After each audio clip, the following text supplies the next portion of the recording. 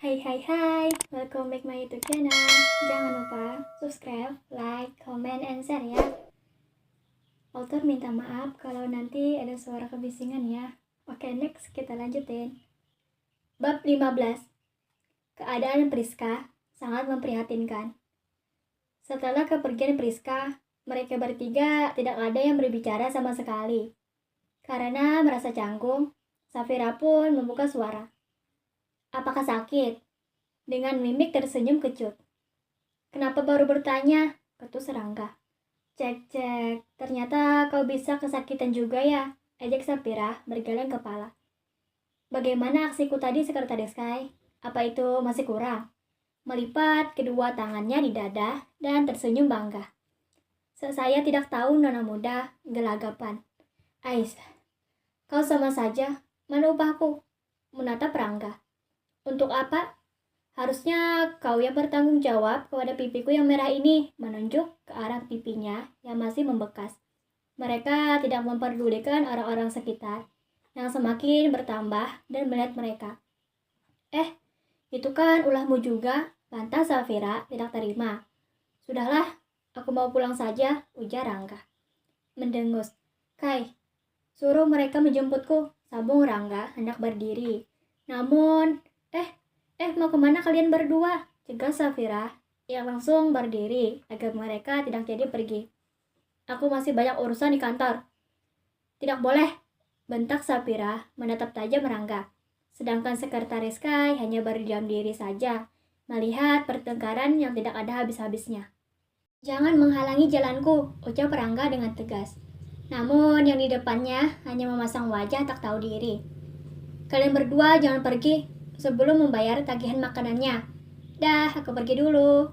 Bagai petir di siang bolong yang baru saja menyambar ke arah dua pasutera itu. Mereka mengira bahwa Safira menahan mereka sebagai bentuk rasa kemanusiaan. Ternyata tidak. Safira berjalan dengan riangnya, meninggalkan mereka berdua yang tercengang itu. Karena tak ingin berlama-lama lagi, mereka berdua juga meninggalkan restoran itu setelah membayar tagihan makanan milik Safira. Ya, sebenarnya hanya Safira saja yang memesan makanan. Sebab karena adanya masalah beberapa saat lalu, bos dan sekretaris itu menjadi tidak mood lagi.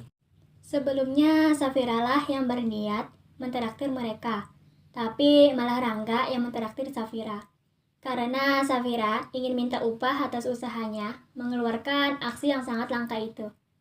Sementara di rumah sakit, saat ini Priska baru saja terbangun dari pingsannya. Ia sangat marah dengan Safira yang sudah membuat wajahnya menjadi berbekas. Kau akan membayar semua penghinaan ini, wanita sialan, geram Priska. Seorang pria masuk ke dalam ruangan Priska dengan tersenyum sinis. Ia mengejek keadaan Priska yang sangat memprihatinkan saat ini. Hai, bagaimana kabarmu? Ujarnya berbahasa basi. Apa matamu tidak melihat, ha? Gara-gara wanita sialan itu, wajahku menjadi seperti ini, ketus Priska menatap pria itu dengan kesal. Bagaimana tidak? Pria itu terus saja menatapnya dengan sinis, seperti mengejek dirinya yang memprihatinkan.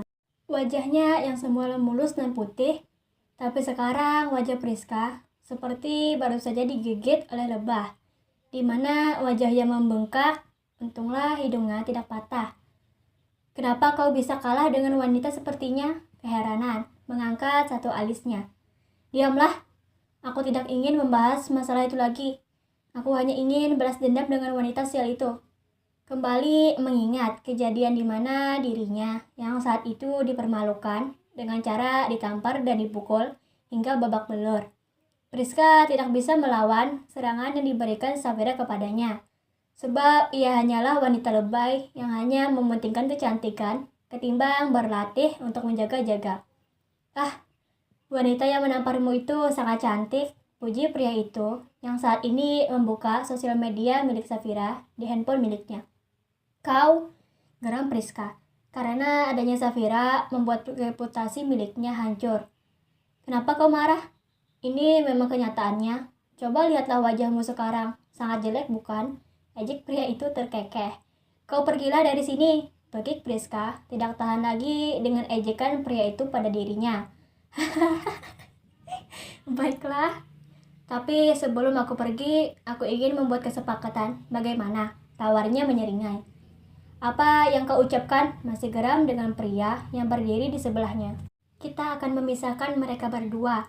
Kau akan mendapatkan Rangga dan aku akan mendapatkan wanitaku, ujarnya dengan mantap. Cih, kenapa kau sangat ingin mendapatkan wanita sialan itu? Geram Priska, sebab sekarang Safira semakin terkenal daripada dirinya. Apa kau bilang? Mencekik leher Priska geram.